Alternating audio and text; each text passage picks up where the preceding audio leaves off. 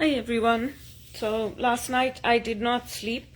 I've been praying to the Lord to help me to sleep, but this last few days has been particularly bad, and some of it is related to what's happening in our economy, my lack of work, but I don't think that's the main thing. I think it's these stupid text messages that I'm getting, and nobody knows who's sending them. They're really disturbing. That's what I can tell you. Hate messages. Also the messages that are being put out by some of the liberal MPs saying that passages in the Bible are hateful. I think, people don't get an education and then they use things against us as Christians. And I think they're taking things in the Bible out of context. So if you're going to use the Bible, why aren't you using the Jewish texts as well?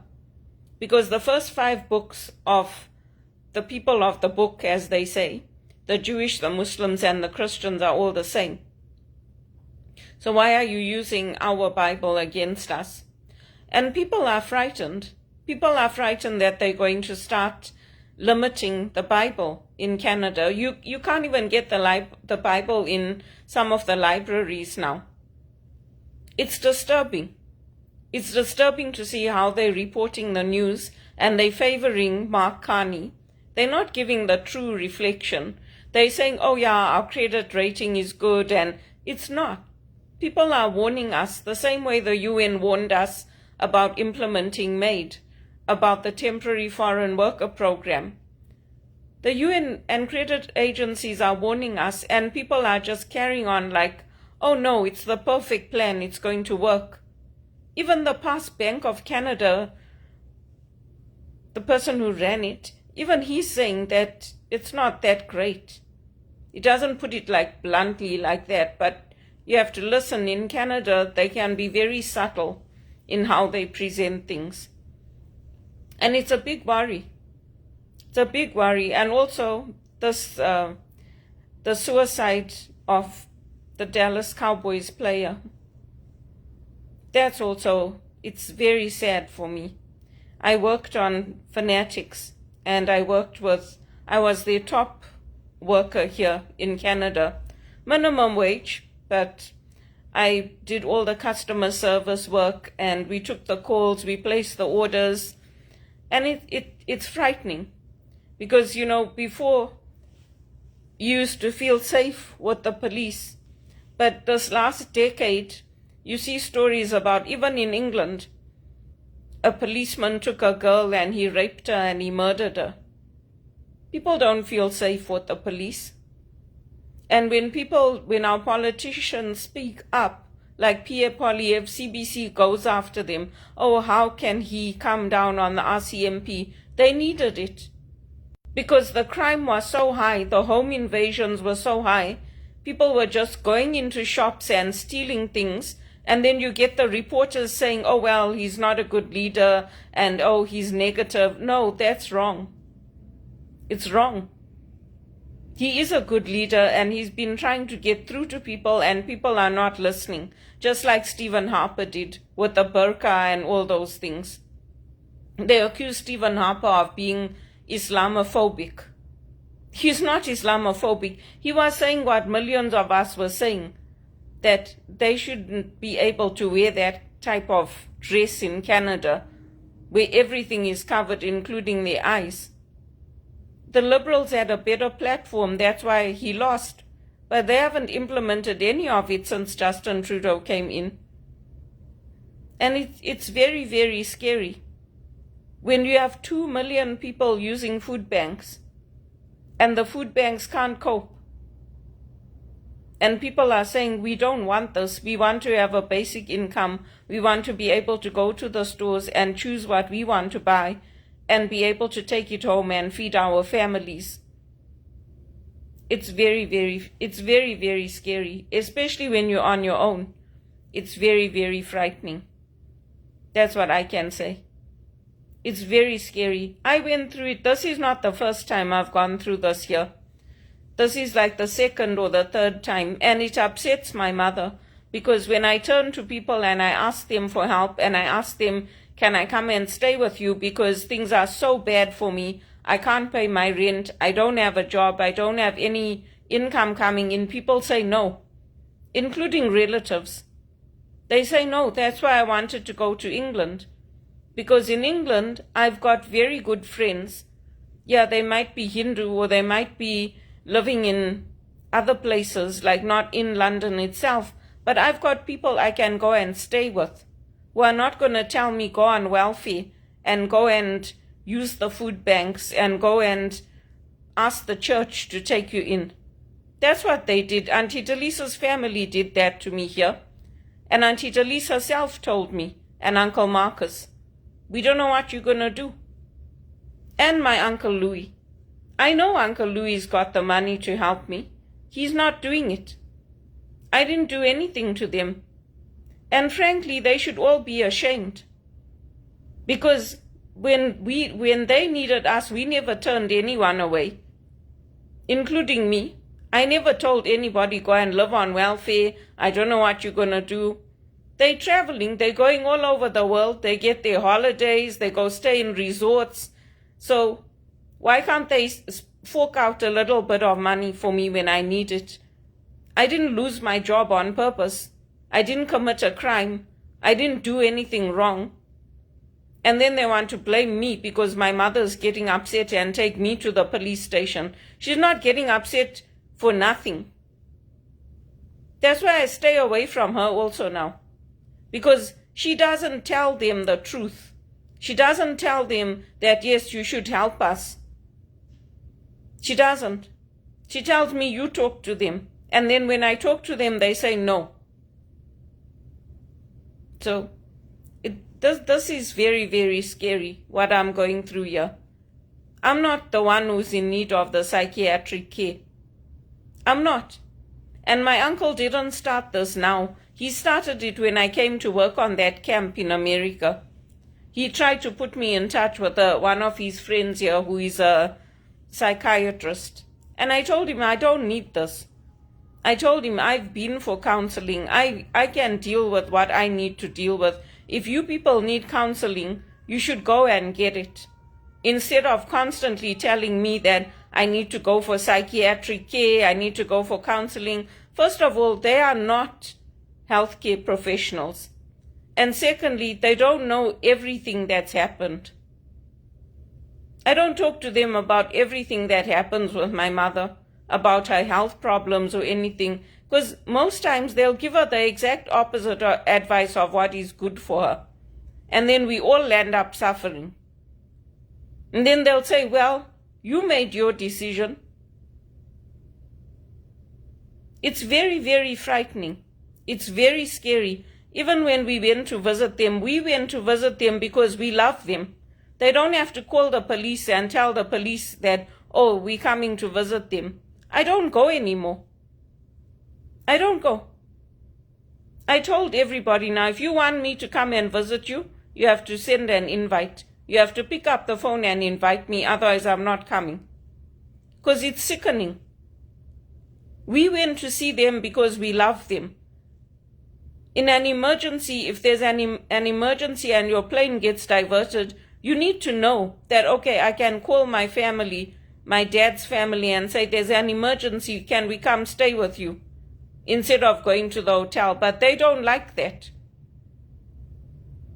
So that's how we grew up. That's how we were in Zimbabwe. It's sickening. It really is. They could take me and put me in the jail if they don't like something, if they feel offended. But you know what? I'm also offended. I'm very offended. Because it's not fair to me. And it's not right. They all enjoyed my mother.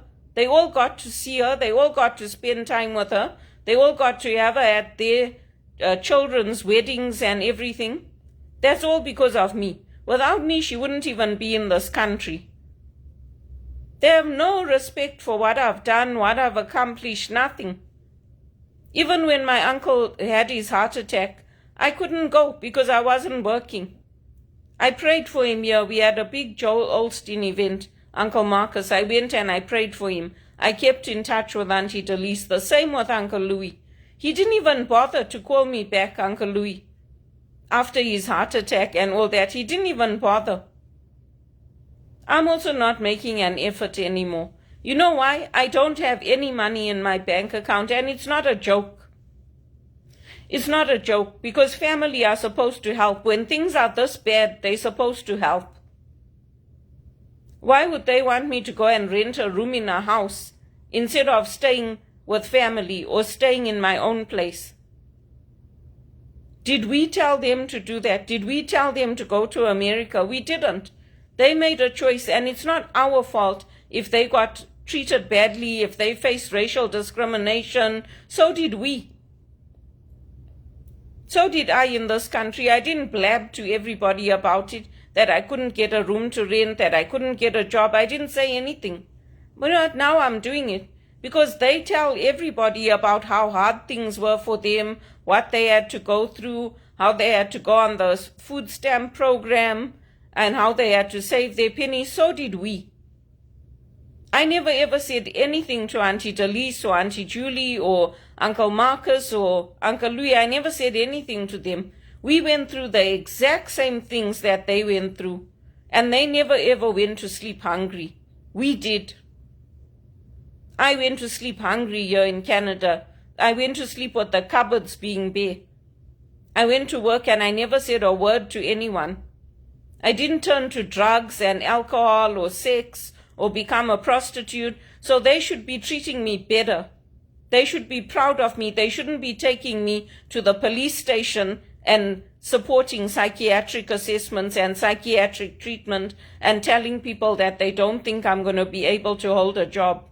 They shouldn't. It's not right. And even my younger cousins, they should treat me with respect. I'm not joking. I've had enough of it. It's not a joke to me. All the sacrifices. My cousin Carol, she bought her son a car for his birthday. I would love it if somebody would buy me a car. It's ridiculous. After all my hard work and studying and educating myself and graduating, I'm still getting put down. It's too much. It's too much. And I hope they catch those guys that sent me all those stupid text messages. I sent them to Munangagwa because I don't know who they are. For all I know, they could be some person visiting Canada from Zimbabwe. It could be anyone. How do we know? These things happen. Romance scams happen. Islamophobic people exist. I'm not Islamophobic, but I'm definitely not going to support a religion that says that, oh, we can kill in the name of God just because we don't like what you do, and that we can go into a country and rape women and demand sex. Or messages telling me, come up to the gym, we're waiting for you to masturbate. It's sickening. I also want to work and have a decent job and be able to come up in life. Not to have to put up with this ongoing harassment, hate messages, and even the MP is saying that the Bible is full of hate messages. No, it isn't. You don't even study the Bible. You don't even look at the cultural context. You don't even look at what was happening and what the norms were at the time. And you go around saying that the Bible is full of hate messages. I'm sorry, I don't understand how people can even vote for a government like that. Did everything they do help build up this country? All the mosques they built, and then Justin Trudeau getting stones thrown at him. It's ridiculous. Even in this building, people are frightened. People are frightened that we have thefts in the building. It was on our news. A couple came home, friends came home from a party. They went into the bathroom and there was a guy in there and he stabbed her, he killed her. What kind of rubbish is this? Don't make jokes out of my life, and don't make jokes that you think are funny, which are probably going to frighten someone else and frighten me. It's unacceptable. You want to make jokes about something, make jokes about yourself. It's awful. I don't know how people can vote for this government and keep voting it in and keep voting for a budget that they know is going to lead to poverty. Oh, they created jobs. What kind of jobs? Probably all minimum wage jobs, right? It's very, very sad. It's very sad to come to this country and to be humiliated and taken to the police station and have City Market call the police just because I'm going to do my shopping. Is it any skin off your nose? If my uncles want to help me with money, is it any skin off your nose? You didn't grow up without two parents. You didn't have to do what I did for my mother and my family. And frankly, I'm sick of the disrespect. I've had enough of it.